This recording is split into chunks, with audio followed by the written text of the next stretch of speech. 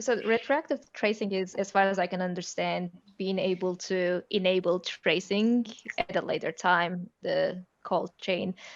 In tracing, we need to downsample because, if we have to sample all the requests, it would mean we have to collect a lot of data.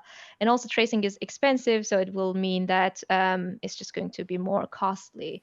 Retroactive tracing is this concept that if you realize that something really interesting happened all the way down, like, in the call chain, you even if you haven't downsampled, like sampled that particular chain, you realize, oh, this is very interesting and we should collect it. So you decide that we need to, enable collection at this point and propagate this decision back all the way. So, the parents can also collect some data even though they were not sampled and didn't started collecting when the call has started. So it is really interesting because tracing, like most of the time, if you take a look at the traces, like they look very similar.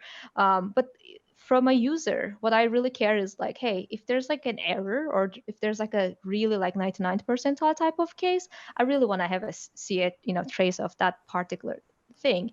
With our current like sampling approaches, it's just not really easy to capture all of these cases.